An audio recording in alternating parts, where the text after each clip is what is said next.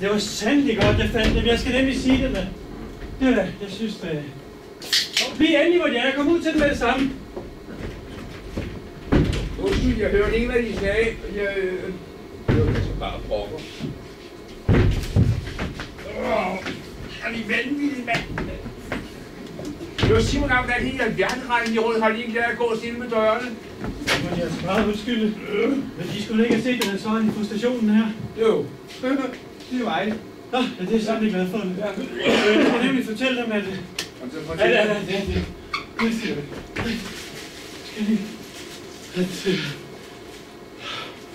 Der er nogen, der bruger de der ting, som jeg skal bære. Hvad? Jo. Ja, tak. Det var godt sådan. Nej! Hvordan? Men alle de retter rundt som en skide på deres sprog. Det må de altså meget undskylde, men det er fordi, jeg hyperventilerer, når jeg bliver ophidset. Nå, hedder det, når man tager rundt af det, der bruger skyldige folk og kunne. Hvis en klagesmad, de vil klage over, så må de henvende den til, så vil de jo gå kommandovejen. Ja, det må de sandelig også undskylde. Men der er sådan dine ansvarshavne, så synes jeg simpelthen, jeg må fortælle dem. Ja, så fortæl dig, hvad de vil fortælle. For jeg har hele dagen. Nej. Nå, de vil altså ikke fortælle det, så kan de også være fra at holde deres kæft. Det vil jeg da, hvorfor skulle jeg ikke ville det? Nå, jeg vil jeg sgu ikke, da jeg sagde, de skulle fortælle det, så sagde de nej. Nej. Nej, ja. Nej, det jeg sagde nej til, var, at de ikke havde hele dagen. Det er også specielt, at jeg har hele dagen, nej. Nej, men der er bare det, at... Hvad er det så? Vil de sige det, eller vil de ikke sige det snart? Jo, altså... Ude på toilettet. Ja, hvad vil de der? Ved I hvad? Hvis de... Jeg skal være citeret, kan I ikke. Hvis de ikke kan fortælle mig det her, så vil jeg overhovedet ikke høre det. Ja, det skal det heller ikke. Nå, du vil altså ikke fortælle mig. Det vil jeg da. Så fortæl det dog, mand. Den ligger lige ude på jer toiletterne. Hvad er det, de siger? Ikke lige? Ja, det er det, jeg prøver på at sige. Hvorhenne? Lige ude? Jeg er lige inde på døren. Ja, det gør det også. Så gjorde de mig en udhør af en hand. Spiller det nogen rolle? Ja, det er kun godt, jeg skal ringe. Tak. Hold lige øje. Hold lige øje.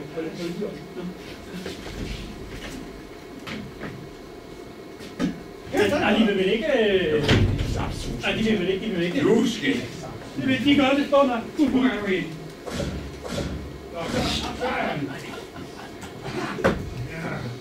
Du er skadet mere her på Lille Nørløse station.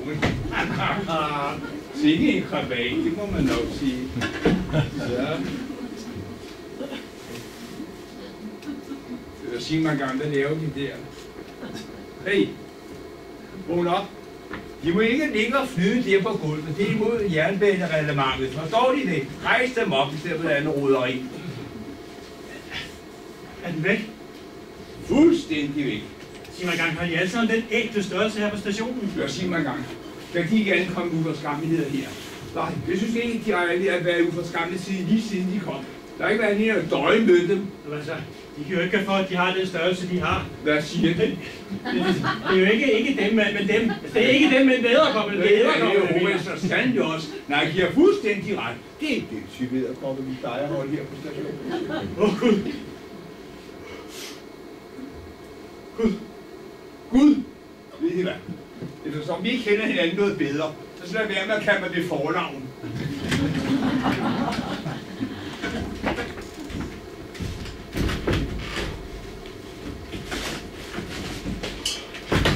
At de kommer ud, hvis de skal ekspederes, så kan de henvende dem til personale i loven. Jeg troede, de var det eneste på stationen, men altså... Enkelt eller retur? Enkelt eller retur? Enkelt eller retur?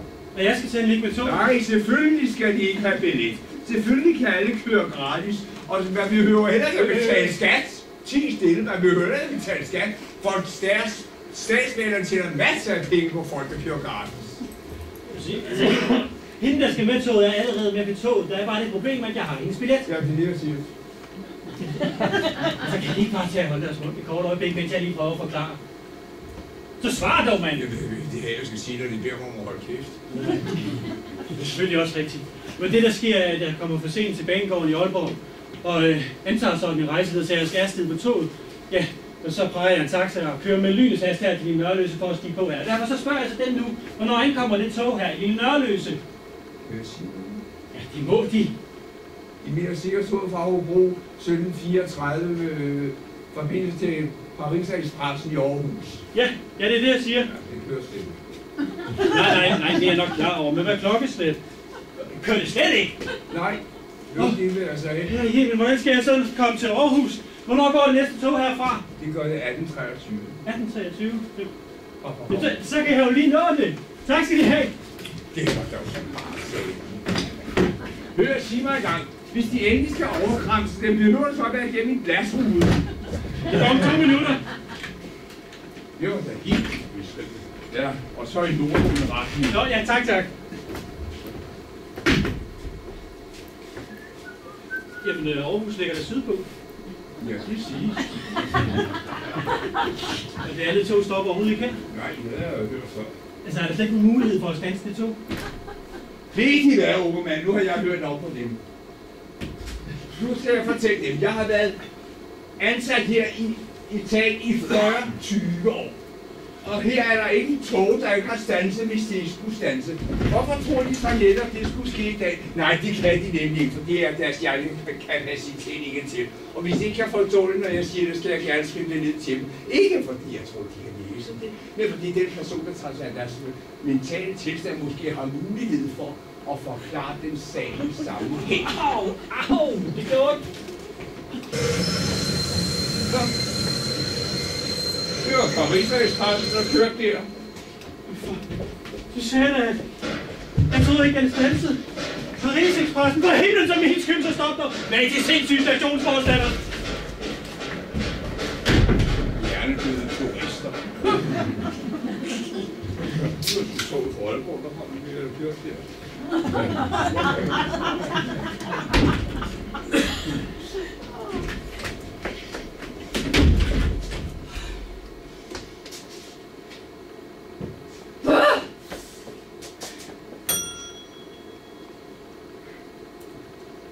Sådan en jubelidiot.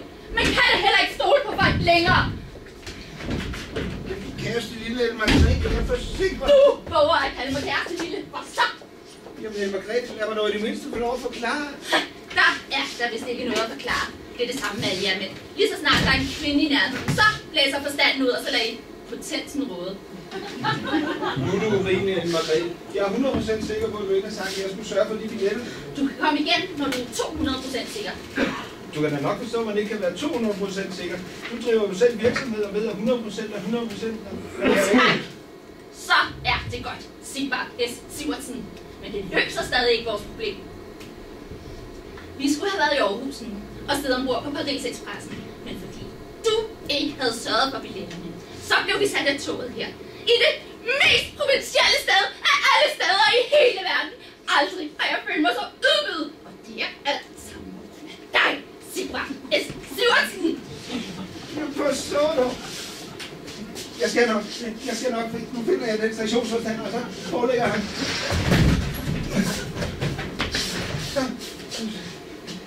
Jeg skal nok. Der kommer jo flere tog.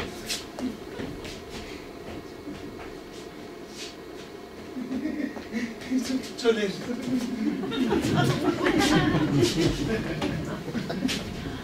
Ja, nå de der. Ja, der er uniformen. De går ikke. Juhu! Fjols. Nu skal jeg sige, den lille stationsforstander noget og lære ham at fortælle, at tog, der stopper og ikke stopper. Og dem, der ikke stopper, stopper. Lige nu, så gør jeg noget drastisk. Anders! Ellen Margrethe! Hvad i alverden laver du her? Her tager man fri i 2 uger, og straks forlader du din pind. Må jeg lige få en forklaring? Heller gerne. Og jeg er bare ovenud for at se dig her.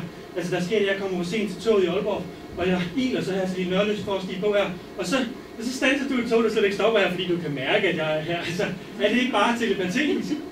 Jeg ved ikke, hvad du ævler om, og jeg kunne ikke mærke noget som helst. Jeg blev sat af toget her, fordi den nød, der skulle have sørget for billetterne, ikke blev sørget for mig. Og jeg bryder mig ikke om, at min privatsekretær med en årsløn på 250.000 ikke passer sit arbejde, bare fordi direktøren, jeg tager på ferie. Men hey, jeg er jo lige her. Jeg har billetterne, som vi aftalte, ikke? Har du billetterne? Ja, du sagde til mig for et par dage siden, at jeg skulle bestille billetter til Paris Express i dag. For nu står der Paris på programmet de næste 14 dage. Og jeg er bare rolig, jeg har aflyst alle dine aftaler. Og jeg formoder, at du har fortalt din mand, at du med godt varsel skal ned og forhandle en meget vigtig ordre om levering af hendes siddehjælpen. Ja? Anders, ærligt talt, jeg er bange for, at vi er gået fejl af hinanden. Ja, og det forstår jeg slet ikke, fordi jeg havde tjekket arbejdstiderne i Aalborg. Men altså, det glippede ikke. Men nu er jeg her, ikke? Og så glas. Ja, tak, så er det godt. Den stationsforstand er simpelthen umulig at få fat i. Men bare roligt, jeg skal nok finde ud af, hvordan man hurtigst muligt kommer væk herfra. Vil I se den venlige mand? Hjælper os med, hvordan vi kommer videre. Det var nok flink gjort. Ja, de kunne vist godt trænge til et bil. Sæt din melder ned. Så skal jeg finde stationsforstanderen. Jeg ved nok, hvordan han skal håndteres. Jeg er tilbage lige om lidt, skal der ikke? Er jeg gået glip af noget? Det kan man vist roligt sige. Han har billetterne. Nå, han har billetterne. Men jeg sagde også, har han billetterne? Hvorfor har han billetterne? Hvorfor i alverden har han billetterne? Slap nu af. Slap af. Skal jeg slappe af? Hvordan i hede ulehelvede skulle jeg slappe af, når jeg er på dette udsted? Men den tror jeg skal til Paris sammen med dig. Og det så viser sig, at du lige så snart jeg vender ryggen til, tager jeg afsted med den første og den bedste du møder. Han er vel mindreårig. Hold din mund, og lad mig forklare. Han er min privatsekretær. Privatsekretær? Nu beder jeg dem på højbund. Jeg hedder Tøffelhelten. Ja, det er da nok. Det er jo bare en talemåde, ikke? Men at du... Nu sætter du dig ned, og så lader du mig forklare. Han er min privatsekretær. Og det er åbenbart ham, jeg har bedt om at bestille billetterne, og ikke dig. Ja, jeg beklager, jeg har beskyldt dig for det. Ja, det vil jeg nu også sige. Problemet er bare, at han nu har fået den idé, at det er ham, der skal med til Paris, og ikke dig. Så beder du ham da bare om at give dig billetterne. Du er da trods alt hans overordnede. Det går han da aldrig nogensinde med til. Han vil sige, at jeg går ikke i den samme vogn som han, før at han giver mig billetterne. Så kan han ligefrem skatter. Toget er vist kørt for hans vedkommende. Hvad var det, du sagde? Jeg sagde? Ja, du sagde noget med toget. Nå ja, toget er kørt for hans vedkommende. Jamen, du er jo genial. Ja, det? Ja, hør nu. Jeg spiller med på, at det selvfølgelig er ham, der skal med til Paris. Jeg forklarer, at vi tager et nordgående tog hjem, og først tager afsted i morgen. Vi stiger ombord på toget, jeg får billetterne, jeg siger, at jeg skal på toilettet, og stiger toget lige inden det kører. Derefter tager vi to et sydgående tog. Du siger sgu noget, når du taler. Er der nogensinde nogen, der har fortalt dig, at dine planer er geniale? Nej, det er der alligevel ikke. Hvorfor det? Du mener genial. Det var det, jeg sagde. Så, nu er jeg her. Det er vel nok det sværdigt, at de vil bære kufferterne ud til toget her. Jeg gør det glædeligt. Jeg har talt i stationsforstanderen den Margrethe. Der går først et lokalt sydgående tog kl. 21.35, tror jeg nok. Men 18.23, som du hørte, er forsinket ubestemt tid, så Fjolsen han står over ved spor 2 og er dybt forundret. Alle tider, Anders. Men hør nu, jeg har tænkt lidt over det. Vi kan alligevel ikke nå Paris Expressen for Aalborg i dag. Så jeg foreslår, at vi tager 18.23, når det kommer tilbage, og først tager afsted i morgen. Billetterne gælder stadig, så det er bare pladsbestillingen, der kan blive talt om. Ja, jo, jeg havde tænkt det samme. Så kan det jo ikke være bedre. Og den anden her, han var så flink at tage mine kufferter. Så hvis jeg får billetterne, så ved vi, hvem der har dem i morgen. Ja, det er sagtens. Anders, du tror da vel ikke, jeg vil tage afsted uden dig, gør du? Nej, det skulle jeg også rigtig stå. Tak, skatter. Det går jo som smurt. Hvilket? Jeg tror, det er tid til et spurt. Ja, det kunne godt lyde sådan.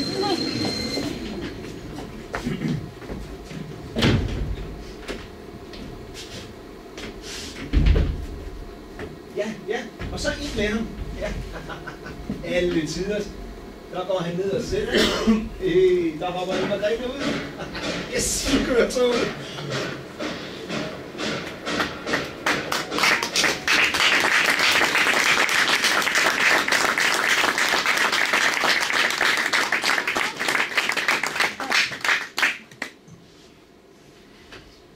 Du var simpelthen bare super. Selvfølgelig. Og han fandt slet ikke nogen mistanke. Nej, slet ikke. Støbte man ham fast i en betonklods og fortalte, at det var noget HK forlangte for at få flest muligt til at blive på deres arbejdsplads. Ja, men OK, han er stabil arbejdskraft. Eller hvad? Ja, det kan der være noget om. Nå, nu skal vi handle. Der er ingen tid at spille. Du har ret, men hvad gør vi? Hvis du finder stationsforstanderen og prøver at finde ud af, hvornår det næste sydgående tog det kommer, så ringer jeg til Banegårdshotellet i Aarhus og bestiller et dobbeltværelse. Alle tider.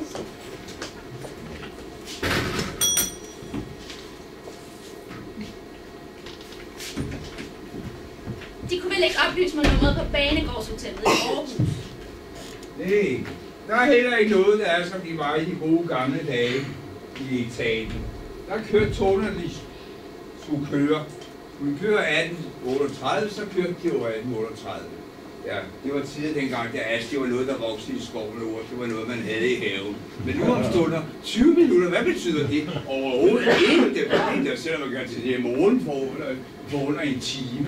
Jeg forstår sgu ikke, at det er en generation, de ikke vil gave. Ja, er det Banegårdshotellet? De taler med Ellen Margrethe Tøffelhelten. Jeg vil meget gerne bestille et værelse for i nat. Ja, jeg tror, vi kan være på hotellet i løbet af et par timer. Vi befinder os på Lille Nørløse station, så der går lige lidt, før vi er i Aarhus. Det var Ellen Margrethe H. Tøffelhelten og Sigvard S. Herre og fru H. Tøffelhelten. Ja, tak for det. Farvel!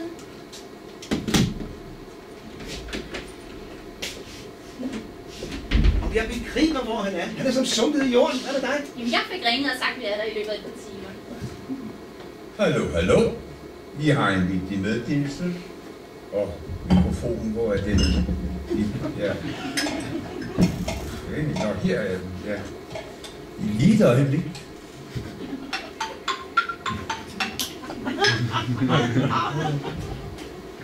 Vi har en vigtig... Og hun der også, det var ikke her. Hallo, hallo. Vi bringer en vigtig meddelelse til vores passagerer. Toget fra Aarhus mod Hobro og Aalborg med ankomst i Lille Nørløse kl. 18.23 er forsinket med 20 minutter mindst. Ja, nu klokken 18.42. Toget med ordinær ankomst til Lille Nørløse station kl. 18.23 er forsinket med ventes til perronen måske. Vi beklager, ja, det skulle vi aldrig skulle ikke på. Det vil bare trafikke lidt.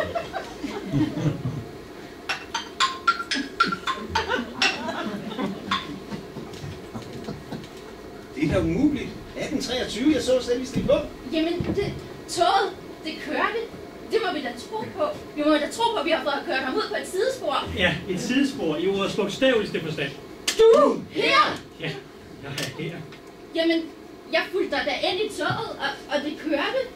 Ja, ude på et sidespor. Ja, det var et rangeret lokomotiv. Ja, som du hørte, så er 1823 forsinket på bestemt tid. Ja, det er da rigtigt. Åh ja. Jeg så selv det hele og spurgte straks stationsforstanderen, om der ikke var nogen misforståelse med det tog. For jeg mente jo helt bestemt at kunne se, at det var et rangeret lokomotiv. Jamen, jeg troede da også, at du fik besked om at forlade vognen, ligesom jeg gjorde, Anders.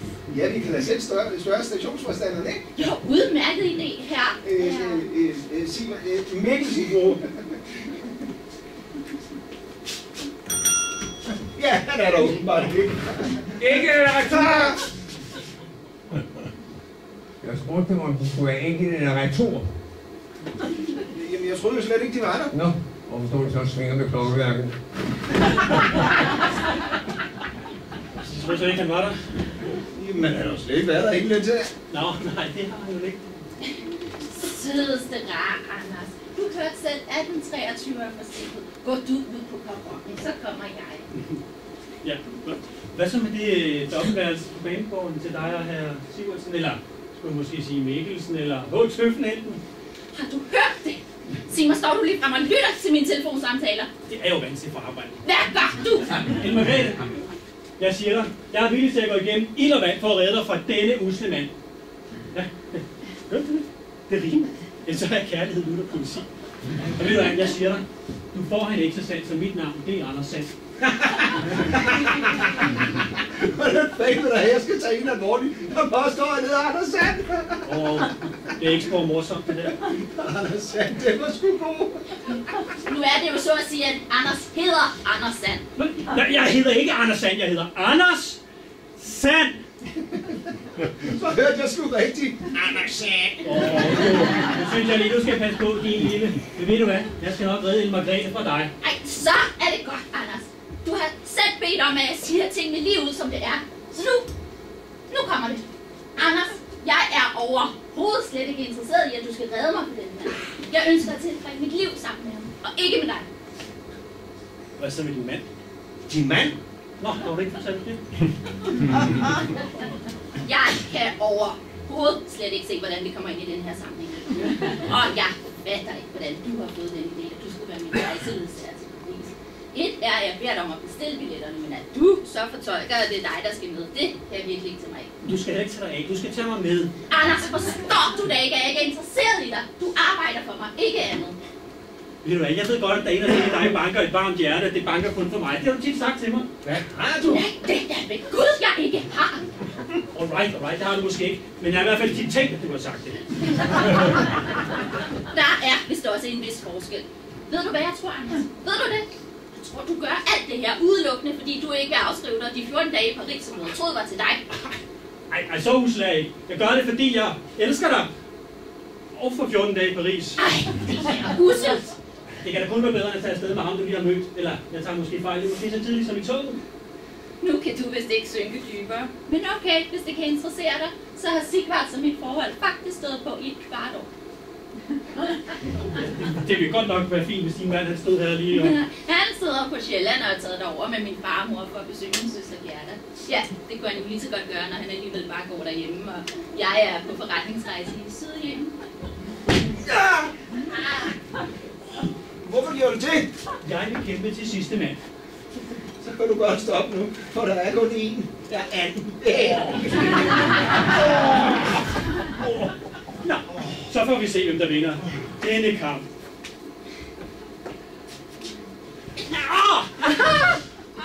Hvad gjorde det? Det må man ikke. Man kan dø af det. Det må du ikke. Man til psykopat. Der er vist ingen tvivl om, hvem der vinder den kamp. Han er ikke mere min sekretær. Hvad er det med, at du har en mand? Nå, det skal du ikke bekymre dig om. Jamen, det gør her. Hvorfor har du ikke fortalt det? Den betyder måske ikke noget for dig. Selvfølgelig gør han ikke det. Hvorfor tror du, jeg har dig? Jo, men jeg kan stadig ikke lide det. Jeg vil gerne have, at vi skal være ærlige over for hinanden. Ikke noget med noget hemmelighedskræmmeri. Du skal få alt det at vide, du vil. Jamen, jeg vil vide alt. Og allerhelst vil jeg vide, om det er ham eller mig. For jeg vil ikke være en brik i et spil. Du kan være ganske rolig. Han er det mest godtroende og forstående menneske, der findes. Det hænger nok også sammen med, at han er så svag, som han er. Så skal han ikke finde ud af at tage vare af sig selv. Og så vil du gå fra ham? Han skal nok klare sig. Han har sin mor. Og hvis han får valget mellem hende og jeg, så vælger han helt klart sin mor. Så enkelt er det. Så frisk. Ja, det er. Nå, nu skal vi til at være en smule aktiv. Så længe Anders han er uskadeliggjort, så er det med at benytte sig af det. Hvis du henter kufferterne, så prøver jeg at finde ud af, hvornår det næste sydgående tog det kommer. Ja, tag lige min taske. Tilfreds? Selvfølgelig.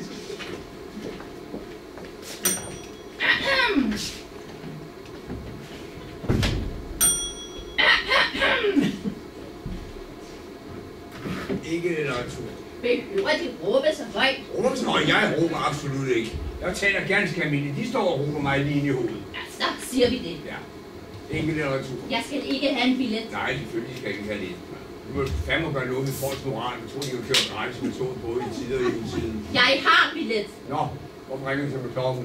Fordi jeg skal have at vide, hvornår det næste sydgående tog kører igennem Lille Nørløse. Det er en 5. Om 5 minutter alle tider. Tusind tak skal de have. Nå, det var godt. Sigvard! Sigvard! Det kan ikke være bedre. Toget kommer her om 5 minutter, så vi skal på perronen nu. Nej. Er du slet ikke glad?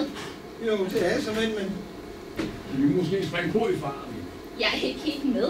Ja, jeg spørger, om vi må springe på i faren. Nej, jeg går da ud fra, at toget det stopper. Det vil jeg nu ikke være så sikker på. Ja, de sagde da, at toget stoppede her. Hvor der stod, de kørte igennem, så sagde jeg ja. Vil det sige, at toget 1915 er gennemgående? Ja, eftersom toget ikke stopper, så må det jo være gennemgående. Er der slet ingen mulighed for at standse toget? Nej, fortæl den noget om det. I de 40 år, jeg har været her i Italien, er ikke to stanse, som ikke skulle stanse. Det skete i dag. Den eneste første gang i 40 år, jeg har været i Italien, er et tog blevet forsinket. Det er også i dag. Kan I så sige mig, hvilken mirakel, der skulle til for en ikke? Nej, det kan de nemlig ikke. Så. Det er jo toget mod Aalborg, der kørte der. Men sagde de ikke lige? Jamen, Aalborg er stadig en fart, Sigvard! Kom nu, vent på os! Vent!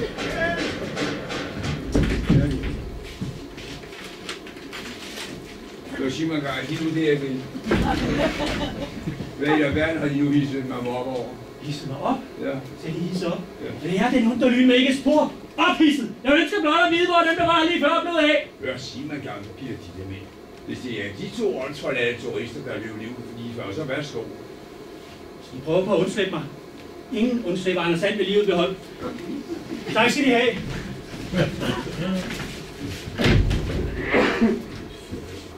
Det er sjovt nok. De har aldrig sket før. Og så sker det 2 gange på en dag. Det er jo ganske morsomt. Ja.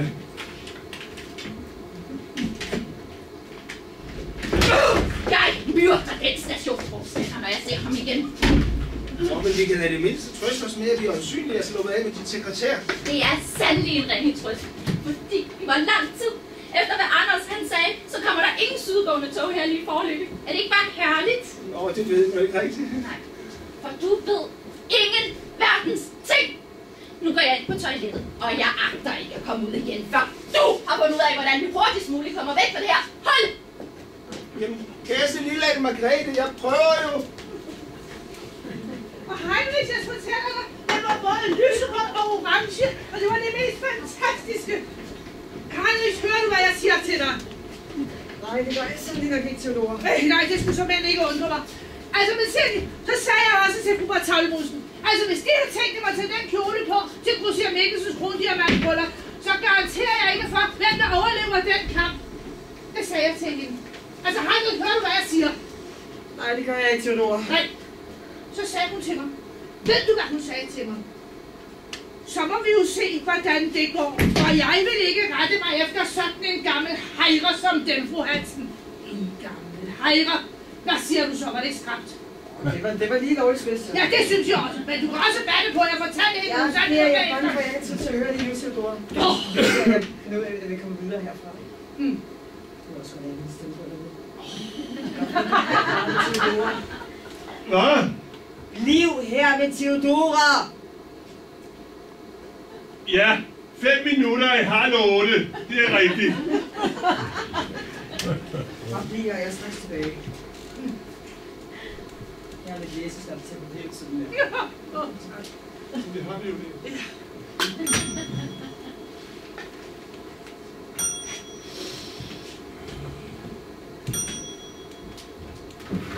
Enkelt eller retur. Jeg skal ikke billet. Der ringer så med klokken fra. Det er fordi, vi får spillet toget. Min svigerfælder Spiller toget over, fordi vi spiller toget. Hvorfor? Giver karakter til i sæden. Jeg kan godt fortælle, hvis de sitter i mine sæder, hvis de vidste, hvor mange herværksbier jeg har evakueret ud af min station, de 40 år, jeg har været stationsforstander, så tror jeg ikke, de vil stå så roligt der. Rolig så. Det er på grund af mig. Det var min svigerforældre. Svigerforældre? Ved I hvad? Jeg har her i etage flere opstillede sæder i det udstiller, se deres kone splitter nøgne. Det vil jeg lige have lov til at fortælle dem.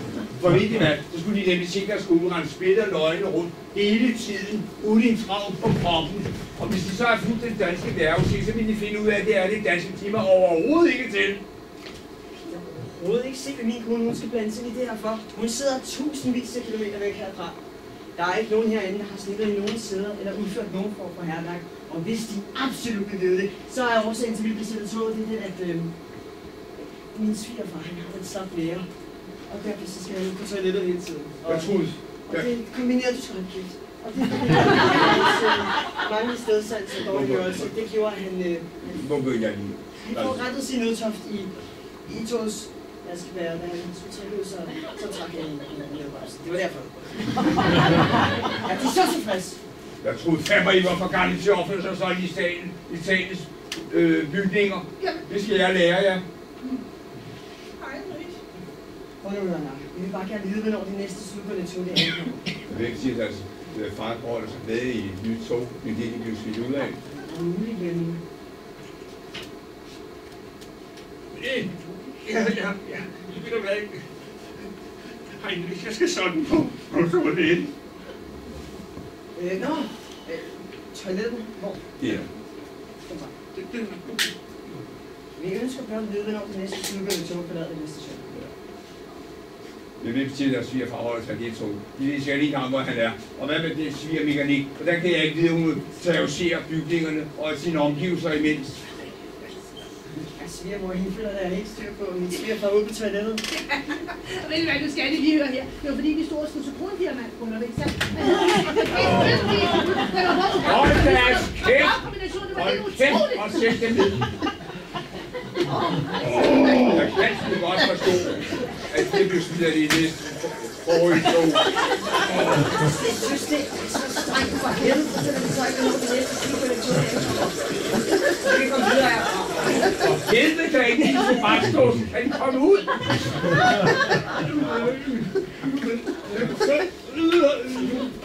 Det er måske ikke så dårlig idé at tage med det næste tog.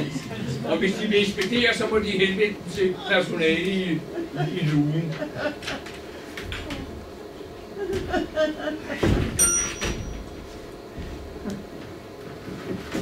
Enkelt eller retur. Kan I ikke hjælpe os med at finde nogle billetter til det næste tog? Jeg ønsker blot at vide, hvornår det næste tog forlader det her lille udsted.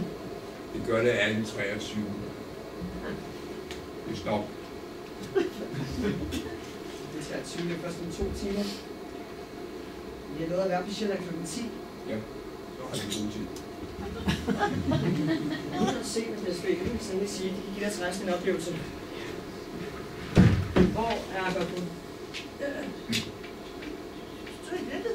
Men det var jo fordi, jeg prøvede, jeg ville jo rigtig gerne være gode venner med Toiletmus, ikke sandt? Jeg ville så gøre.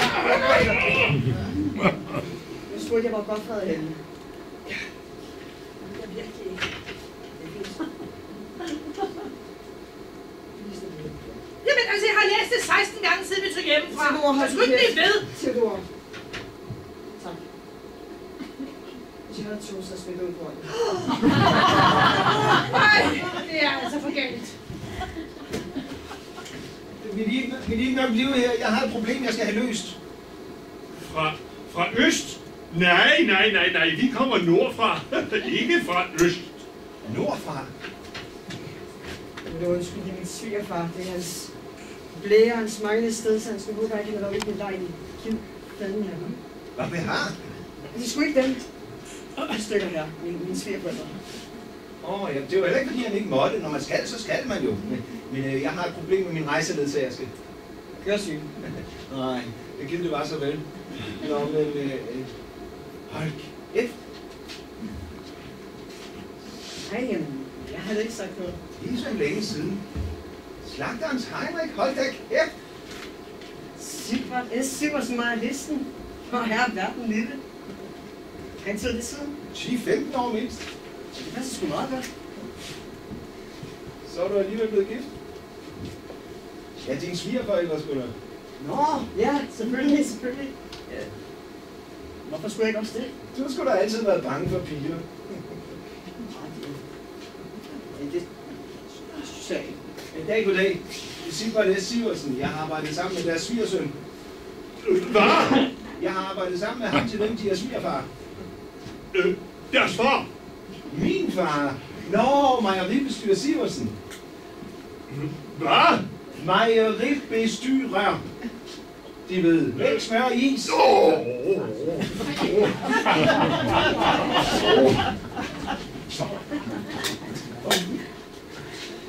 Bliver han dårlig? Nej, men du sagde is, så hørte han det som, du ved, hørelsen, blæren. Det var derfor, vi blev sådan et tog. Smidt af toget. Heinrich H. Tøffelhelten. Chefens kæde dækket. Så er der toget. Skal lige stå fast, det var jo ikke min skyld. Jeg skal love for, det er noget rejseselskab, du er på tur med. Ja, det er til at siges. Goddag. Det er Sigvard Sivertsen. Jeg har arbejdet sammen med deres svigersøn. Ved I hvad, jeg har noget, der er meget, meget værre end det. Så jeg lige var inviteret til krondiamantbryllup, måske Grusser Mikkelsen. Han var nede i skole, der er lidt til højre fra apoteket, men skræt over for skole. Og jeg skulle have en kjole, og så havde jeg fået tallemus til tekst. Jeg tror, det er, men jeg har desværre ikke til at høre den til. Det er så videre i de blade. Skal ikke se med det? Jeg kan siger dig, gift dig aldrig med en forretningskvinde. Kom så hilse på svigerforældrene, hver gang hun er ude at rejse. Ja, men de svigerforældre kan sgu være det samme. Men ærligt talt, du, så er det det, jeg vil. Forretningskvinde, altså. Så skæbne, pas du heller på. Bare rolig, jeg ved, hvordan den skal tyres. Man må jo ligesom vise hvem der har skoene på, ikke? Bukserne.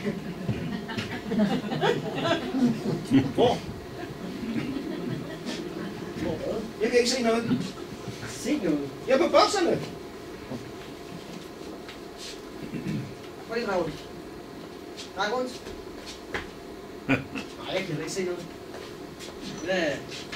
Hvad skal du se? Hvis det var du, skulle da vide. Mig? Ja. Det ved jeg ikke. Hør nu her, jeg er ved at fortælle om, hvem der har skoene på, og så siger du bukserne, og så kigger jeg ned. Nå, man har ikke sko på. Men render sgu da ikke rundt barefod. En talemåde. At have bukserne på, ikke skoene. Bukserne. Nå ja, det skulle da også rigtigt. Bukserne på, ja, men det har jeg. Du har bukserne på. Jeps, man løber ikke om hjørner med Sigvard S. Sivertsen. Jeg lader mig ikke kue som ens nuværende mand. Sigvard, er hun gift? Ja, med den største slapsvans, der findes. Han er simpelthen noget af det mest huske, man kan tænke sig. Forstår I ikke at tage vare på sig selv? Har du mødt ham? Nej, heldigvis ikke, for så. Er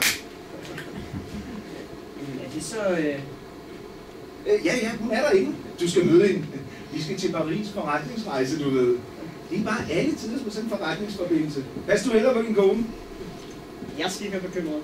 Når min kone på forretningsrejse, så er hun på forretningsrejse. Det er derfor, jeg hænger på de stykker her. Jeg føler med dig. Bare vi når til Sjælland, så håber jeg på at blive aflastet. Næste tog, det kommer. Der er ikke garanti her. Det tager siges. Jeg beder til 21.35 for at Bro virkelig kommer. Jeg har ikke meget tiltro til ham inde bag glasruden. Nej, hvem har det? Ja, det kan der være noget om. Er det meningen, at jeg bare skal stå herude og glo, eller bliver det snart til noget? Nej, nu skal jeg være der, elskede. Elskede?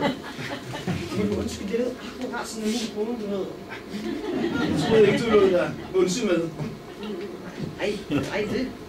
Der er vist noget, jeg skal have dig lært, men det kan jeg jo bruge tiden på, mens vi venter på Hobro. Hobro? 21.35 fra Hobro. Men altså, de skal også afsted. Bliver det snart til noget? Ja, nu skal jeg være der.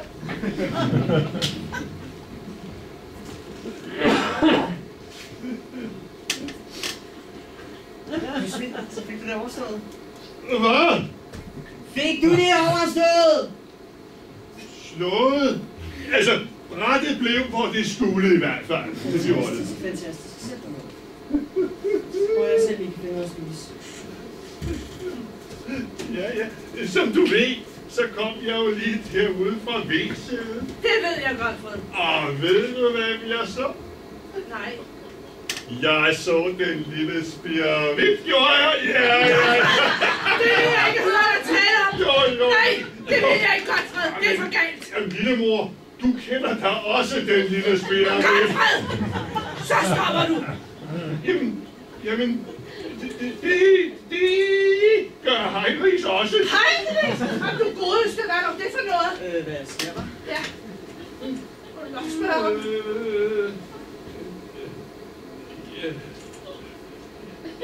ham. Jeg har lige set Karen Margrethe ude på V-sædet. Hvad fanden er det? Godt, Fred. Mener du Ellen Margrethe? Ellen Margrethe? Har du set Ellen Margrethe på V-sædet? Ja, Ellen Margrethe, ja. Men hun så mig ikke. Nej. Hun så mig ikke. Men jeg tror, hun grældes. Nej. Jo. Heinrich, hvad er det for noget? Du sagde det til os. Ellen Margrethe skulle på forretningsrejse i Sydjemen. Ja, hun der også. Det er ikke skyld godt for at gå og så syne. Han kan ikke engang huske sin egen datters navn. Han er ikke 20 år længere. Altid været en skuffelse som svigersøn. Altid. Nu går jeg ind på toilettet, og så finder jeg Ellen Margrethe, og så skal jeg nok finde ud af, hvad det hele det går ud på. Kan du så om dig, din krydser? Væk fra døren! Kæreste, lille Tobora. Ellen Margrethe er i Sydjemen. Hun er ikke på toilettet. Sig mig lige en gang. Var det ikke Ellen Margrethe, du så ind på toilettet? Hvad? Ellen Margrethe! Jo, lige Malte Heinrich. Kan du selv høre? Kan du så humme dig? Flyt dig! Ellen Margrethe er ikke her herinde, det er Sigvards rejseledersærskab, ham du lige har mødt. Og det vil du have, jeg skal tro på.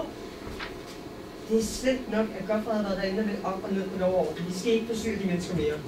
Lov og orden. Selvfølgelig. Lov og orden. Det er yndigt. Her beder du os om at tage med dig over til Gerda på Sjælland. Og så sørger du for, at vi bliver sat af i det her usle hul af en station. Og i mellemtiden, ja, så tænker du, at her ved du Ellen Margrethe her, og så vil du skille dig af med hende, mens vi er her. Tror du ikke, jeg har luret dig, din lille sjuft? Skulle jeg myrde min kone? Ja, hvis ikke det var, fordi Godfred han havde opdaget det, så. Og det vidste vi da tog, fordi Godfred ikke kan forskel på askebæret på toilettet. Den er da god med dig. Bare gør naren til din gamle nar. Nej, det hørte jeg godt. Det hørte jeg godt. Jeg har altid været en dårlig far. Ja. Nej! Nej! Hør nu her. En markade er sødt, og en mejeriopgave hjem. Du står ikke noget som helst. Så du vil ikke flytte dig? Nej, vi skal ikke forstyrre de mennesker mere. Nå, jamen så er der jo ikke andet for, end at... Ja. Godfred! Godfred! Hør efter. Vi skal have fat i politiet, før der sker en forbrydelse. Det har altid været en nydelse, lille mor. Altid været en nydelse. Dit brøvlehoved. Men vi skal have fat i en telefon. En hvad? En telefon! Telefonen, hvorfor tager I så ikke telefonen? Hvad fanden var det? Ja. Og bare vi når det tidsnok. Ingen bekymring, lille mor. Mindst en halv liter. Der er en telefon. Den kan vi bruge. Nej. Nej, det kan vi ikke. Det går ikke. Godfred, vi må finde en anden telefon. Vi skal melde Heinrich til politiet, men han må ikke høre det. Hvad? Vi skal melde Heinrich til politiet, men han må ikke høre det. Jamen, har jeg gjort noget galt? Ja, og man har godt for, man har. Ved du hvad? Vi tager lige vores ting med ud på stationen. Vi trænger til lidt frisk luft. Ja. Vi bliver herinde. Godfred, skynd dig nu. Ja. Skynd dig nu for hullen der. Hvordan kunne jeg kigge på det den her der?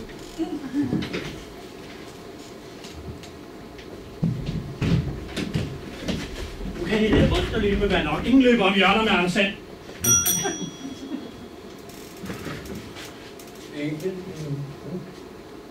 Kan I slet ikke spørge? Ja, de plejer da at spørge... Inge! Jeg udgiver mig ikke for andet, hvad jeg er. Nemlig Anders Sand. Jeg måske Mikke Morgen. Hvad er det med sagen, der gør? Ja, det er spørger dem om. Ja, det er da mig, der spørger.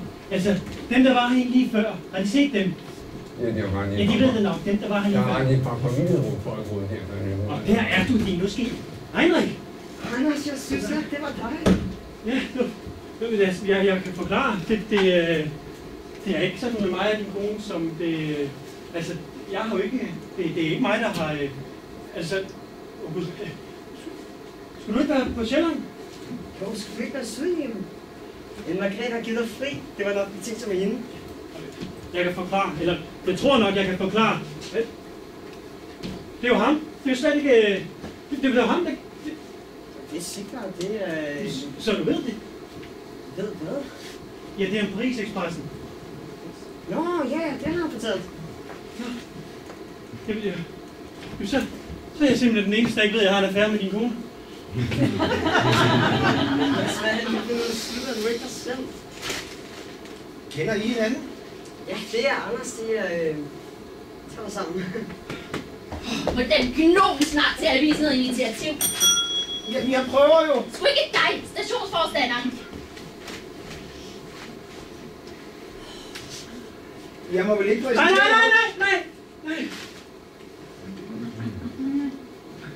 En Margrethe, må jeg ikke præsentere dig for min tidligere arbejde? Er I okay?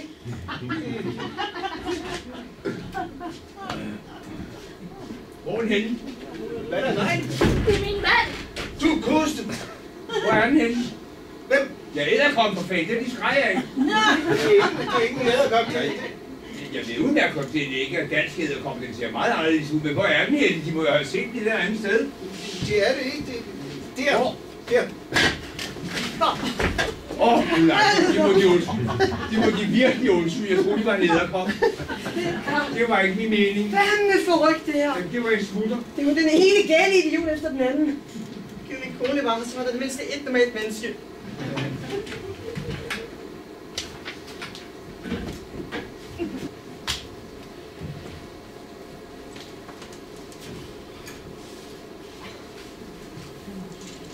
Det er jo fuldstændig forrygt. Så hvad mente du i grunden med, at du er den eneste, der ikke ved, du har en kære med din kone? Har jeg sagt det? Jeg ved ikke, hvad det var for noget sludder. Det er rigtigt nok. Hvad er det, der er rigtigt nok? Margrethe er ude på en af toiletterne. Det gider jeg overhovedet ikke at høre på det der. Margrethe, hun er i sygehjemmet. Det er en ting, at mine svigerforældre, de kører rundt i det, men er du? Er du heller glad for, at det er din fantasi, der løber afsted med dig? For ellers så var du en død mand. Nu skal jeg blive mine svigerforældre. Så ser jeg gerne på en anden mine på, når jeg kommer tilbage.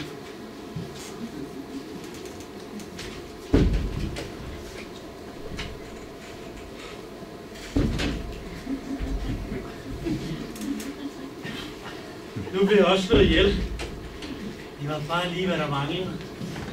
Og svigerforældrene, det er bare farvel til Paris-salen, Margrethe og mit arbejde. Altså, hvis Heinrich han finder ud af, at jeg er her med hans kone, så... Altså, han sagde jo, jeg bliver slået ihjel af min elskerindens mand. Det overlever jeg aldrig. Altså, hvad skal jeg gøre, for at han ikke opdager noget? Altså, der var jo også ham den anden. Sigvard S. Sivertsen. Stakkels ulykkelige jeg. Ja, det er sgu ikke lige til at føre det dobbelte bogholderi. Hvordan er verden, at de kom ind? Jeg skulle da døren som normale dødelige. Det er jeg da nok klar over. Hvorfor fanden spørger du så? Du kan vel ikke slippe en smøg til en værdig trængende intercitytus? Jeg ryger ikke. Ah, så en skilling. Også lige til en bajer. Det kan der så overhovedet ikke være tale om. Du har selvfølgelig nok også at gøre med dit dobbelte bogholderi. Jeg er ikke bogholder. Jeg er sekretær. Jeg ved overhovedet ikke, hvad du taler om.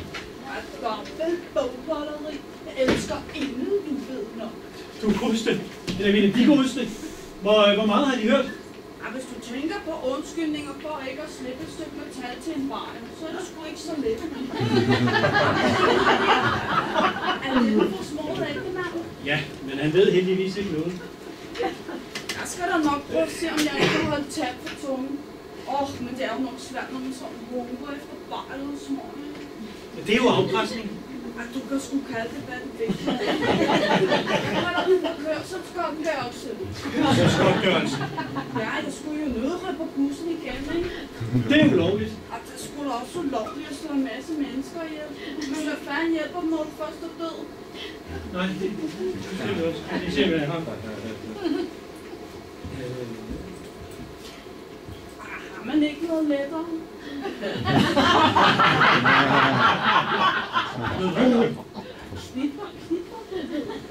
Men det er længe siden, man er gået ind for 10 kroner sædler, ikke engang 20 kroner sædler, nu er det mindst en 50'er. Ja.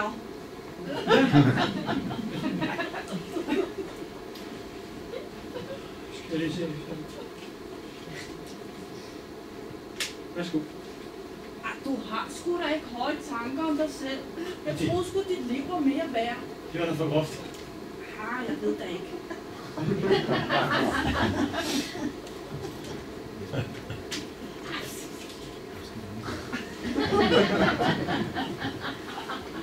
Det rækker vel?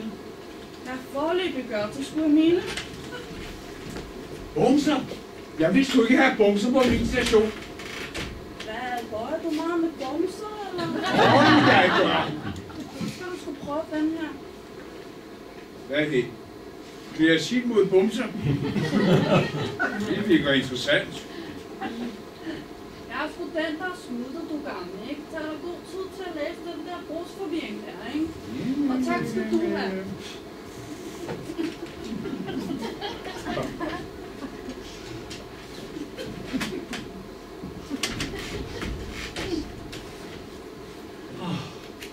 Ikke nok med, at jeg bliver slået ihjel, nu er jeg også ruineret. Så hvorfor sidder jeg bare her og venter på at blive slået ihjel? Jeg er simpelthen den største tøsdreng på hele Norden. Altså, lige næsten efter ham der, Sigvard S. Sivertsen. Men altså, jeg vil væk herfra. Men ikke uden den Margrethe. Jeg vil til Paris. Jeg vil. Fru Reine, jeg fortæller Heinrich det hele som det er. Eller næsten som det er. Når han først hører om Sigvards sværmerier omkring El Margrethe, så er det ude med ham. Og så under alt tumulten stikker jeg af sammen med El Margrethe, og vi tager til Paris. Og vi forlover os. Ja, men så skal jeg bare lige finde Heinrich.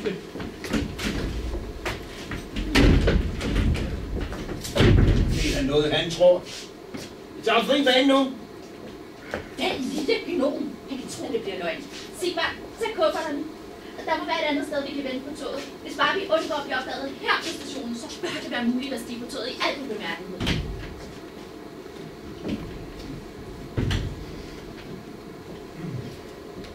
Søger du nogen? Nå, det ved jeg simpelthen ikke. Men det kunne godt være, at jeg lod falde et par ord om dig og Sigvard. Men Margrethe, du skal vide, jeg ved da kun det bedste. Hvorfor fanden forsvinder du så ikke? Margrethe, jeg ved godt, du er under pres af det huskekryb. Men bag din påtaget ramme over mig, så ved jeg, at der banker et hjerte så inderligt for mig. Og mens din mand, han tager sig af krybet der, så forsvinder vi to. Ud i natten. Ja, ud i mørket. Kun ledt af lyset. Et kærlighedens lys. Alle farer ignorerer vi, for vores kærlighed er stærk nok til at feje alle farer af banen. Der er åbenbart en far, du ikke har taget højde for. Mit ben! Du burde brække mit ben. Det kunne betyde, at jeg ikke kunne komme til Paris. Det skal du heller ikke regne med. Nej!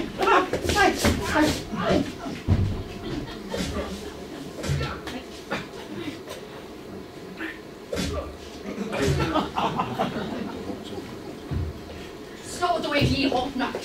Måske, men hvis vi skal være sikre på at komme herfra uden problemer, så skal vi skynde os, Sigvard, for der kommer Heinrich. Hvad gør vi? Skynd dig, tag kufferterne, og så løb på toilettet. Det er vores. Skynd dig nu at komme.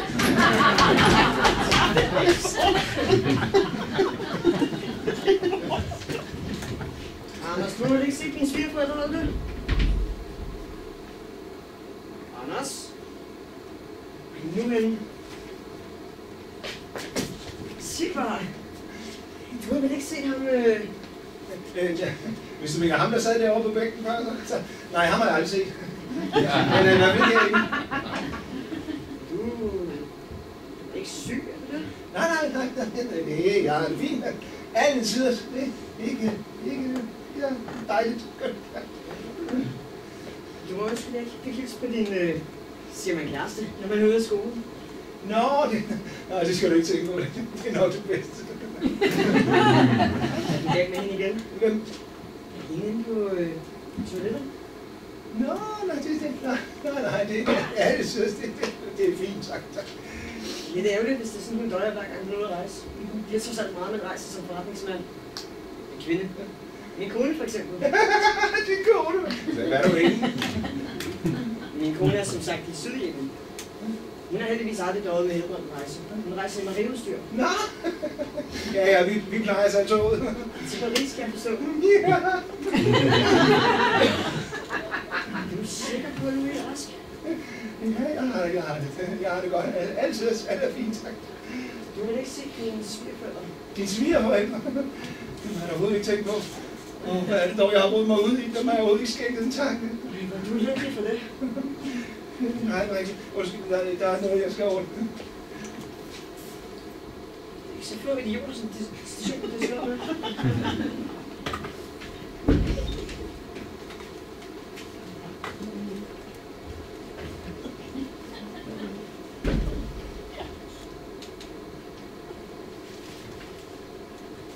En bajer, for jeg fortæller dig noget om din kone, min sekretær og elsker. Okay, det hedder med være nok. Men hvis du gerne vil give den bajer, så vil gå. Og det skal være mig, der skal have bajeren, for at give dig nogle prekære oplysninger. Jeg er slet ikke interesseret i. Det eneste, du vil fortælle mig, det er, at min kone hun befinder sig ude på toilettet og ikke i Sydjemen. Okay, så du ved det. Det er så super nok. Skulle jeg ikke vide, hvor min kone er? Jeg er trods alt hendes mand. Det må du sgu da også helt selv om. Nå. Hallo. Vi har en meddelelse, hvor er den syg. Nå, her.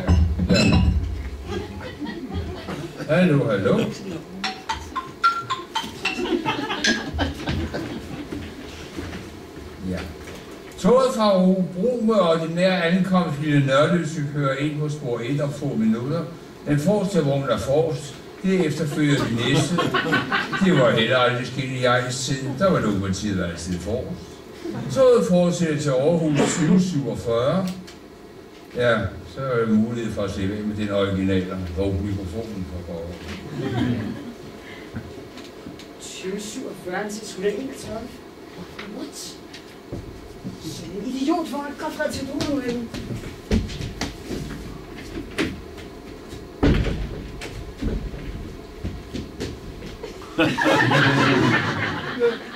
Hvorfor skal vi gå i det her? Du må da lige så godt have kjole på. Det er mere naturligt for dig. Ti stille, Fjols. Du hørte selv Torsten ind i buret sige, at toget kommer 2047, ikke 2135, som han sagde første gang. Men det forklarer stadig ikke tøjet. Hold din mund og tag kufferten. Altså, jeg kan ikke både løfte op i kjolen og bære kufferter, så falder jeg. Der er sgu da heller ikke andet end døje med jer kvinder.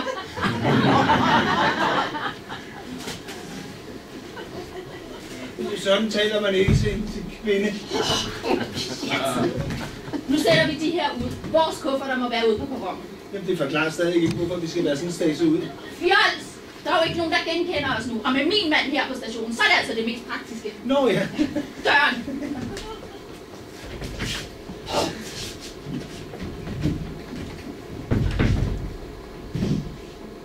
Ja, hvis det er Bayern, så er der sgu kun én måde at finde ud af det på. Hallo, hallo. Jeg lover en til. Hallo, hallo. Vi har en meddelelse. Vi har en meddelelse til vores passagerer. Vi har lidt og bragt i prøveanmeldelse for at holde udstyret i orden. Toget mod Aarhus ankommer planmæssigt 21.35. Vi kan takke dem for deres forståelse. Vi skulle godt med en kop kaffe. Mikrofonen.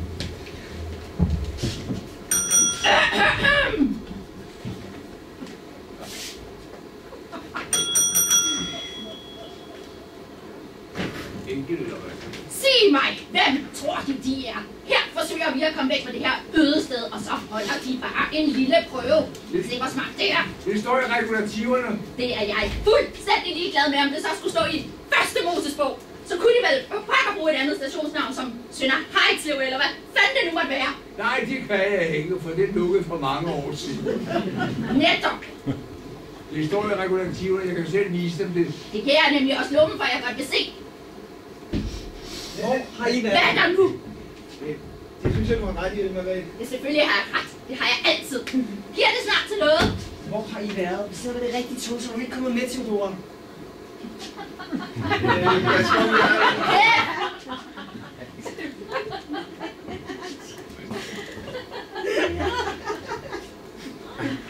Sigvard S. Simonsen, jeg synes, du sagde, det var dig, der havde bukserne på. Er du flot, den her Teodoras kjole? Nej. Og din kæreste, det ligner sgu mit italienske syntetiske jakkesæt. Det er mit italienske syntetiske jakkesæt. Men Margrethe, jeg troede, du var i Sydjemen. Hej.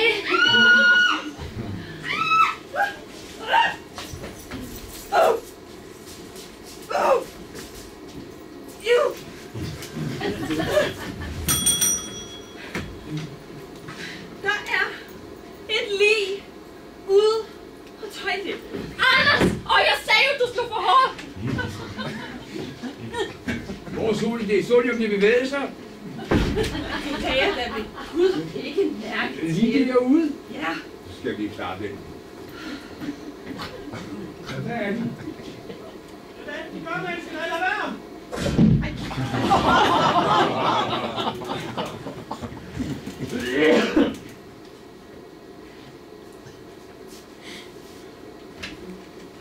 Så. Jeg troede, de var i lederkrop. Hvad gør jeg?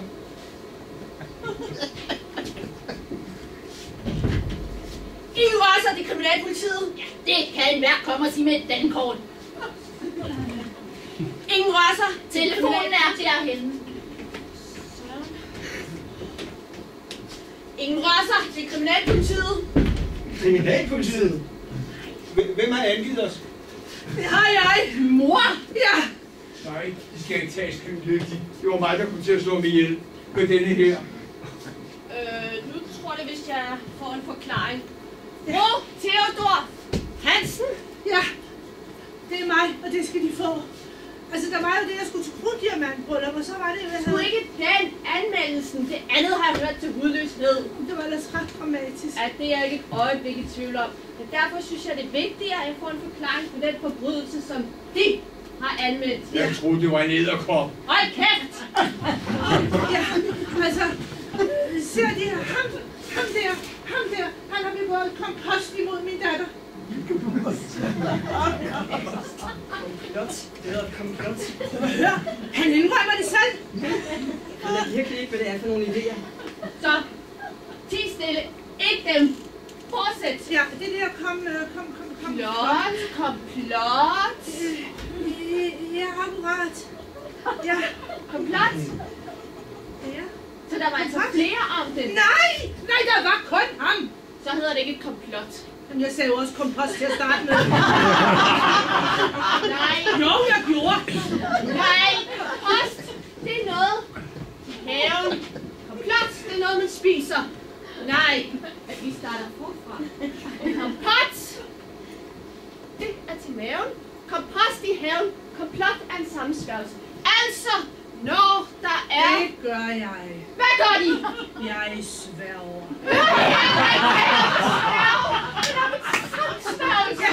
Jeg vil Gud indrømme, det er jo ikke til at få et ord indført her. Nej! Jo! Fortæl, Lili! Altså, dem kjolen eller hvad? Nej! Jeg vil så gerne fortælle den historie. Nå, men ham der, han har myrdet min datter. Hvad har du? Har du myrdet min søster Gerda? Nå, derfor jeg ikke er på Sjælland lige nu. Chefens kæledække. Morder. Jeg vidste det. Det var et heldigt ikke ben på arbejde. Det kunne lige så godt have været viseværken. Jeg har ikke myrdet nogen som helst. Stille dig, der spurgte dem. Fortsæt, lille Jo, pige. ser de, det er jo sådan, at Heinrich han siger til os hjemmefra, at vi skal tage med ham med toget, fordi vi skal over til vores anden datter. Hun hedder Gerda, hun bor på Sjælland, ikke sandt?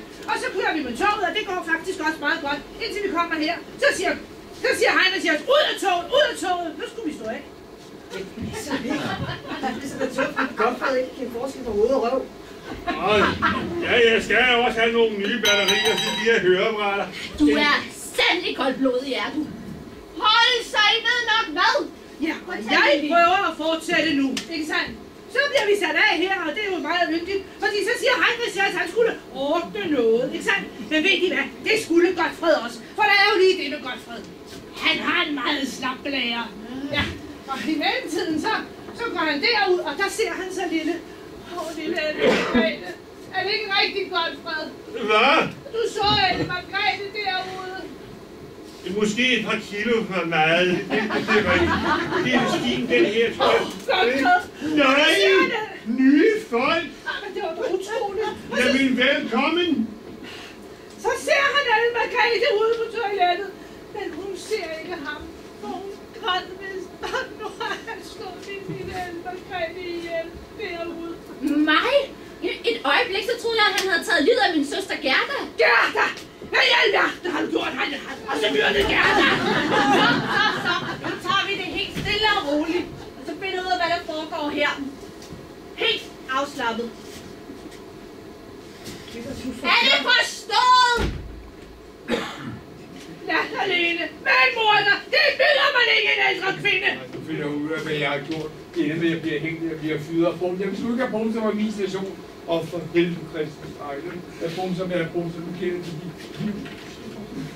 Kan du fortælle din mor, hvad fanden det er, der sker? Hun pusser politiet på mig. Det var da også det meste. Og måske slår jeg også for hårdt.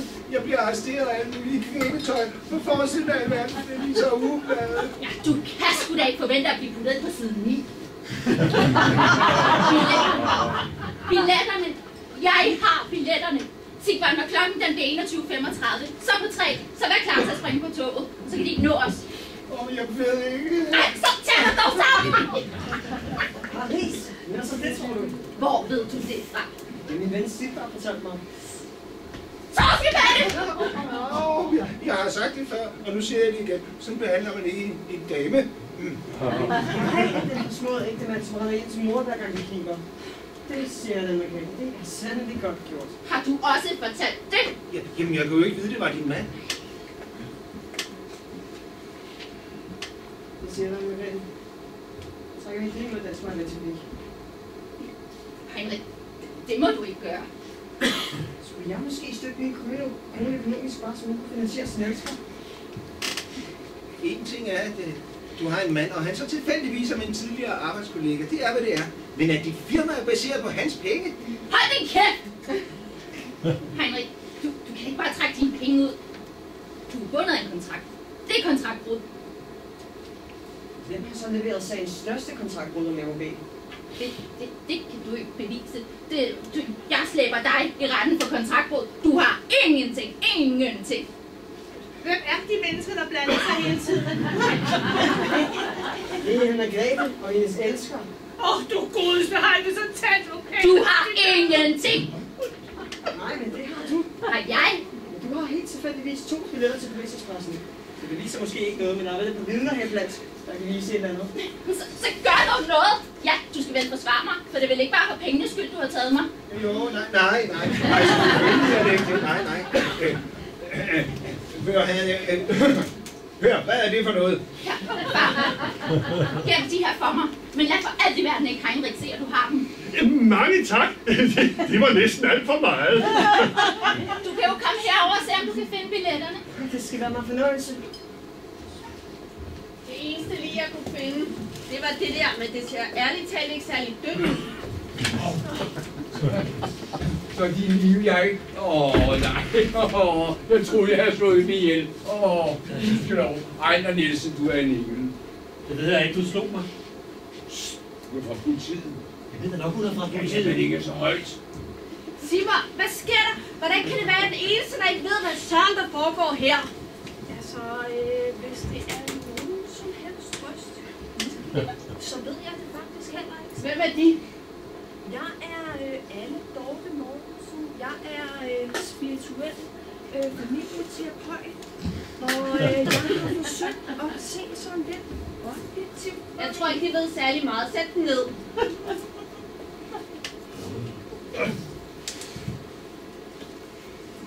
Altså, jeg vil bare sige, at jeg kom ind, da jeg så det der lige. De har ikke set noget lige her, for det er lige de så, det står der. Spøgelse! Jeg er rigtig død. Oveni midlertidigt, men ellers ikke. De har fået et slag i hovedet. Tror jeg, vi skal tale om nu. Nej, det tror jeg heller ikke. Nu vil jeg ærligt talt godt vide, hvad der foregår. Hvem herinde er Heinrich? Det er mig. Han har gjort til flænden. Annelies Host! Van der Broek, kriminalkommissær. Prosit. Prosit. Ja, løs. Løs. Jeg sagde Annelies. Så løs de, og så er kriminalkommissær. Nej, jeg sagde Annelies Host! Van der Broek, kriminalkommissær. Gjorde de det igen? Nej! Jeg hedder Annelies Host! Van der Broek. Det må de undskylde. Det lød akkurat som om de havde natsålet. Tak. Spar mig for deres billige kommentarer. Der er visse... Ja, det kunne jeg godt trænge til. Jeg går med dig denne gang. Hvordan gik det ud på? Hvor har I gjort af deres kone? Gjort af, hun står lige der. Vil de påstå, at denne mand er deres kone? Det er det. I forklædning. Hvorfor i alverden er hun i forklædning? Måske for at undgå mig. Måske fordi jeg ikke skulle se, hun var her på stationen med en buselelsker. Hun har fortalt mig, at hun var i sygehjem. Måske det er derfor. Tror de ikke? Så lyder det sgu da lige lovligt åndssvagt, at så mødes med hinanden her. Det var nok heller ikke mening imellem. Hun kunne ikke lide det, vi sætte af på den station. Lige nu så tror jeg på hvad som helst. Du kan ikke bevise noget. Prøv om du kan finde billetterne. Hvilke billetter? De billetter, Som ikke er her. Det skal være nogen fornøjelse at finde dem. Det siger dig, Heinrich. Du rører ikke en Margrethe. En Margrethe, hun er min. Din! Nu finder jeg mig ikke mere. Det kan jeg ikke. Det er simpelthen... Så han bliver opgidset så. Okay. Men jeg skal aftanke senere. Sverige, det er jo i det her spil. Det siger dig, Heinrich. Du lader en Margrethe være. Hun er min, det vil hun altid være. Ved du hvad, Margrethe? Jeg vil slås for din gunst. Værsgo. Ja, du, så kom i gang. Ja, ellers så tror jeg sgu bare, det var for pengenes skyld. Og det vil dit helbred ikke have godt, ikke? Det er ikke for pengenes skyld, men en dame i min alder slås ikke. Tænk på kjolen.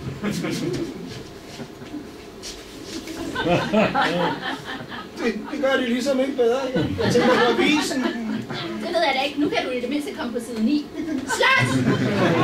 Jeg skal alligevel godt til at have den forklaring. Jeg siger dig, din fede lille. Hvad kalder du mig fed? Nu skal jeg... Inden du kan knække Anders Sand. Anders Sand? Han hedder Anders Sand. Så er det godt. Hvad blander du der for? Blander jeg mig for, at det skulle være min kone? Ja, det er det måske nu, men... Der skal ikke sådan, tror jeg, de opgiver 14 dage i Paris. Paris? Det er derfor, du vil... Idiot! Du er fyret! Jamen, det kan du da ikke. HK og alt muligt. Jeg er skide ligeglad med, om det er HK, DK eller IF, for nu er du FHB. Du må ikke... Stop! Har de fundet hende? Ja, det står... tilregnet. Ja, fordi det der, det står derovre. Hvad? Jamen, det er jo alle Margrethe. Så er det slet ikke noget alligevel. Nej! Er Elle Margrethe død? Nej! Er der aldrig nogen, der fortæller mig noget? Det er min kjole. Hvorfor står det min kjole? Det er en længere forklaring, men jeg kan glæde dem med, at deres svigersøn intet tidspunkt har haft sinde med at gøre det af med deres datter. Er det virkelig rigtigt? Nej! Heinrich, hvor er det dog dejligt. Tænk en gang, hvis ikke det var for mig, så var du aldrig blevet frikendt for den modbydelige anklage. Men nu har vi jo tid til at høre fra min kjole. Hvad siger de? Jeg skulle sige det! Nå, og i verden kom vi til. Ja. Nå, stop dog, menneske. Vi skal have en afklaring på det her. Netop, og derfor så... Siger dig, hvis du har haft nedkørende med Margrethe mere end 10 marts, så er du en død mand. Hov, ingen trusler på livet. Det er heller ikke, det bare skal vi alle. En pose! Du har ikke noget med mig at gøre, er det forstået? Det gælder firmaet. Men jeg er jo ikke noget firma længere. Måske, hvis du spiller din kort rigtigt. Heinrich, jeg har ikke noget med din kone at gøre. Og hvorfor vil du så kæmpe om din gunst? Det var slaget. Det vil du have, jeg skal tro på. Ja, helst. Jeg blev smidt af toget. Smidt af toget? Så er alle herinde snart sat af toget. Nej, ikke ham der, han er tabt bag vognen. Anders! Og hvorfor skulle du så være sat af toget? Altså, slaget. Nu er det vist på tide, vi begynder at stole lidt på hinanden. Og det er nemlig rigtigt. Altså, for at vi alle sammen kan få Tak, det er godt. liv sammen. I er nok ret. Undskyld, Anders. Er noget på? Kæft! Nå, det skal jeg ikke tænke på.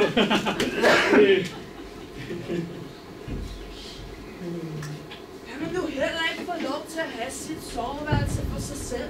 Hvad fanden laver I alle sammen her, mand?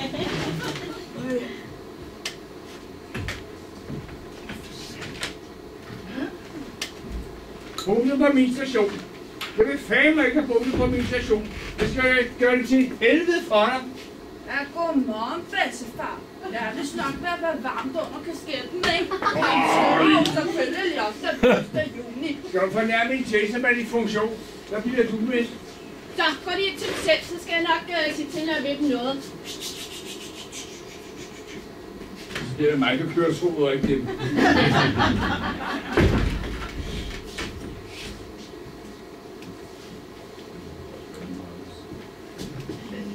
Annelise, host! Fandt der brok. Kriminalkommissær. Det lyder sgu som om, du godt kunne trænge til at skyde halsen. Nej. Sig mig, hvad har de med disse mennesker at gøre her på stationen? Ja, med at gøre? Tja, det er måske så meget sagt. Men Jeg ved da noget. Du siger ikke noget. Jeg har betalt dig til at tige. Det kunne sgu da kun blive til en halv pose. Altså, bestikkelse. Jeg har aldrig nogensinde betalt dine 200 kroner. 200 kroner, der er ellers ikke sat beløb på. Sagde jeg 200 kroner? Ja, jeg sagde 200 kroner. Ja, det var da for ikke at sladre til ham der. Nej. Ja, om at du skulle til Paris med din kone. Men når Intercity Ida, hun har lovet ikke at sige noget, så gør hun det fandme heller ikke. Er vi nu ved at starte forfra igen? Altså, ud fra en rent spirituel perspektiv. Luk låget! Skulle du til Paris med min kone? Ja. Nej, det var dog det mest! Jamen, det siger jeg dig. Jeg trækker mine penge ud af dansk teknik. Det kan du da ikke. Det hænger jo overhovedet ikke sådan sammen. I hvert fald ikke sådan, som Anders han udlægger det. Han skulle jo bare bestille billetterne. Altså de billetter, som jeg ikke har. At han så tror, at det er ham, der skal med til Paris, og ikke Sigvard. Nej, jeg mener dig. Jeg ved ikke, hvad jeg mener. Men så skulle vi med toget. Men så fordi, at Aalborg var for sent, så kunne Sigvard, som jeg ikke aner, hvem er, jo slet ikke til Aarhus. Fordi at Anders, han ikke havde de billetter, som ingen har. Ja, men så vil Anders, han vil ikke aflevere de billetter, fordi han jo tror, men det skal han heller ikke, for det er jo ikke vores billetter. Altså Sigvard og jeg, altså som jeg ikke kender, altså Sigvard, nej, jeg. Heinrich, tilgiv mig! Det siger du ikke, Margrethe. Du snotter ikke mine bukser, det tager din. Jeg har været dum! Det har du men ikke tale om. For firmaets skyld! Og hvad med min skyld? Hvis det er okay med jer, så tror jeg det, jeg smutter. Hov, jeg nægter at tro, at den her historie, den er slut. Ja, men alligevel, det er Bayern. Nu skal jeg sgu finde ud af det. Hvor spændende. Jeg tror lige, at jeg hopper med. Hvad står du der og glor for? Nu løber du efter dem, og jeg får fat i billetterne. Og når klokken der bliver 21.35, så vær klar til at bringe på toget. Vi har ikke mere at gøre her. Jamen, Afsted!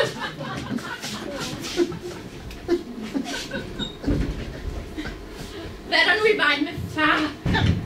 Det er min Margrethe pige, der er gået bort. Hvad er det for noget sludder? Men altså, for at gøre en lang historie kort, så er det jo fordi, at... Det er Nå. Altså, prøv nu lige engang at høre, Godfred. Eller Margrethe, hun sidder lige der. Nej, det er jo den flinke, rare mand. Det er ikke... Godfred! Prøv nu at kigge på hendes øjne. Det er lille Ellen Margrethe. Ja, det er jo i min lille spiravik. Ja, det er det præcis. Ja, så er du ikke død. Nej, ja, det er godt med dig, far. Men hvor er billetterne? Billetterne? Ja, de billetter, som jeg gav dig. Du har ikke givet mig nogen billetter. Det har du ikke. Det har den flinke, rare mand. Han gav mig nogle billetter. Den flinke, rare mand er mig. Ellen Margrethe, godt nok, at jeg er blevet gammel. Men Nej, ved du hvad? det var dog for galt. Sigvard, vi har problemer. Sig mig lige en gang, Godfred. Hvis ikke jeg husker helt galt, fik du ikke nogen billetter? Jo, Jo. det tror jeg faktisk, jeg gjorde nu. Nu tænker mig lidt om. Ja. Nu lige læs.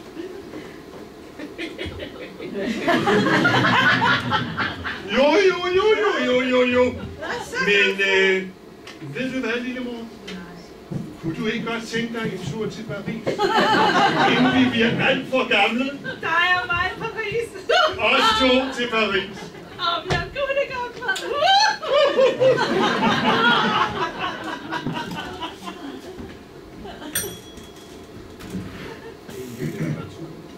Hvad? Nu sætter mig ganske almindeligt og så over, at de er gået hende død. Enkelt eller retur? Vi har fået nogle billetter. Ja. I har fået nogle billetter? Ja, vi skal til Paris. Til Paris? Ja. Ja, nu er det jo 1. juli. Ja, det står der også på billetten 1. juli. Ja. Jeg ved ikke rigtigt for den nye... så fik der vi til Paris.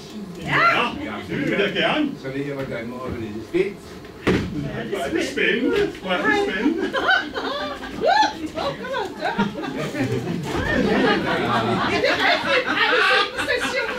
Kom her. Kom her. Ud med jer. Den vej. Højre eller venstre? Var det spændende? Ej, det er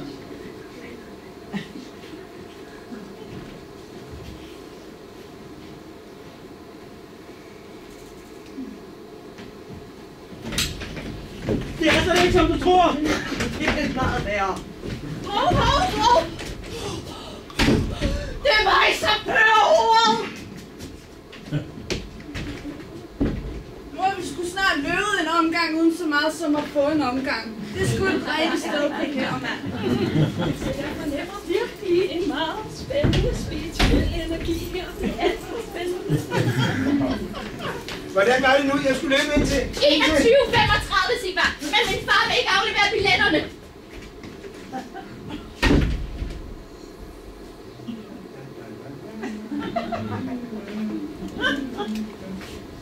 Ja, jeg har godt nok oplevet meget i dag, men jeg synes også, at der mangler et eller andet. Undskyld, jeg så slet ikke. Skal du ud og rejse? Fordi, Nej, det skal jeg ikke. Er det station? Jeg er stationsforvalter Ejner Christensen på 40-20 år ved Statsfærgerne. Grete Andersen, Skadedyrsinstitut, en del af Sundhedsministeriet. Nå, jeg ved. Jeg har skadedyr. Nej. De kan tage det helt roligt. Okay, det kunne være, det var jeg glad for. Nej, det kan de ikke. Nej. Det kan jeg ikke. Nej, det drejer sig om godsvognen, der stod herude natten til fredag i sidste uge. Den var markeret med et skilt. Pas på, farlige dyr. Og der var åbenbart undsluppet et tropisk dyr her på stationen. En løve? Nej. En edderkop. En edderkop? Ja. Vi havde lånt den. Vi har haft den lånt af Zoe i Hamburg. Er det ikke noget der? Er det noget galt? Nej. Nej, for vi skal jo meget gerne have den fundet igen. Ja, det skal vi. Ja, altså, den var meget farlig, meget værdifuld. Og den fra Amazonas, tæt på at uddø i naturen. Jo, det var den. Og det kostede ja, altså på det sorte marked, et godt stykke over 1 million kroner. Og farligt, så de kan jo godt forstå, at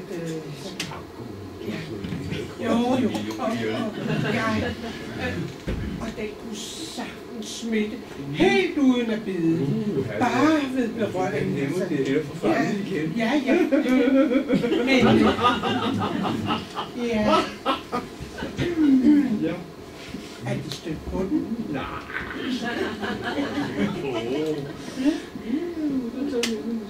Derude. Ja. Kæft, der er en stor de hænger med og finder ud af det. Nu er han lidt hurtigt. Meget hurtigt. Man må ikke overhælde politiet.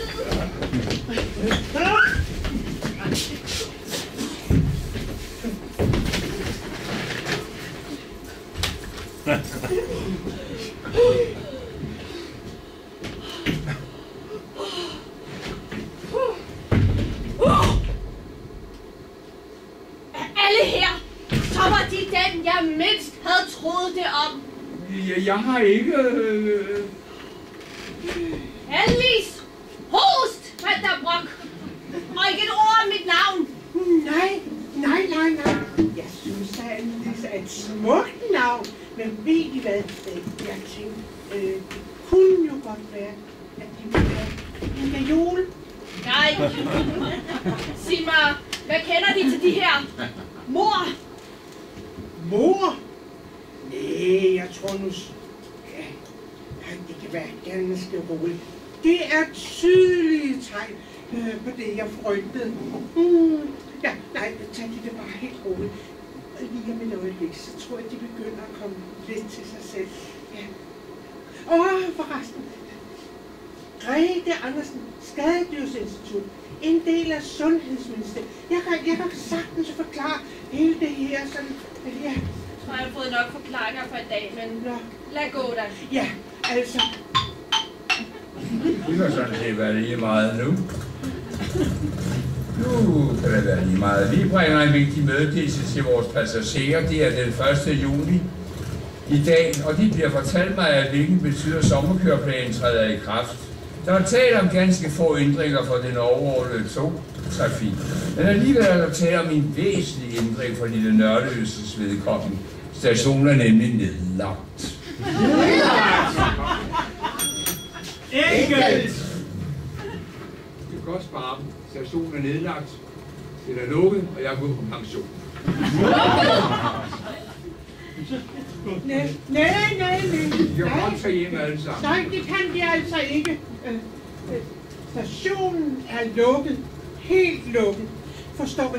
Der har været undslukket et dyr af tropisk art. Meget smitsom ind. Ja, altså. For at forklare det. Ja, sygdommen hed Hovis, altså sagt på dansk. Stationen er lukket, den er karantæneramt. Ingen må forlade bygningen den næste måned. Og jeg er personligt garant for jeres helbred. Karantæneramt! Ja.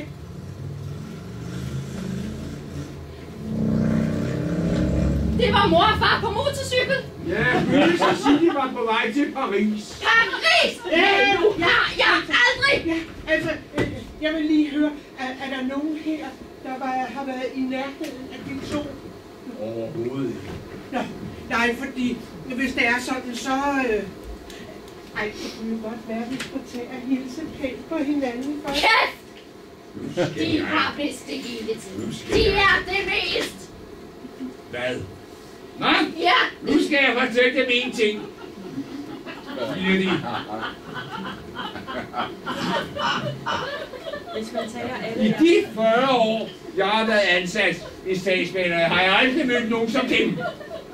Og hvis det er, at man tager dem og alle de andre og propper dem i en sæk og ryster dem nok så mange timer, dage og år, så vil jeg lægge en kætring øverst, hver gang man lukker den op. Nej, nu har jeg aldrig! Og de vil være den første. Altså, måske meget lige, at jeg bruger for at genfinde magien af det. Stemmer lidt ind med det, du siger? Ja, altså lige det her med at få helt ordentligt på hinanden. Vi skal jo trods alt være sammen en hel måned. Hej, kæft!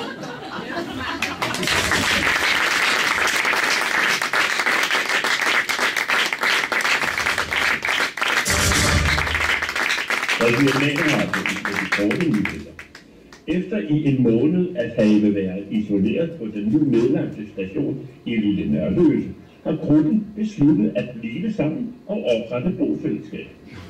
Ifølge en af koordinatorerne, familieterapeut Anne Dorte Mortensen, er det blevet til en gruppe bestående af 4 par. Og så kriminalkommissær Annelise Rostrikker Brock, som desværre er blevet mobbet ud. Vi har besøgt de 4 par under et blandt madplanlægningsmøde.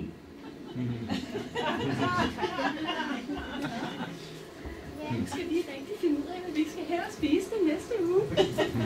Anders, hvad kunne du tænke dig? Jeg kunne godt tænke mig en bøf. Bøf, hvor lækkert. Og skal den så være engelsk, eller skal den være dansk? Den skal være fransk. Det skal være pariserbøf. Han sagde ordet! Det er forbudte ord! Undskyld, tror du kan komme her og sige undskyld? Vi havde en klar aftale! Altså, ren spirituel, så skal vi...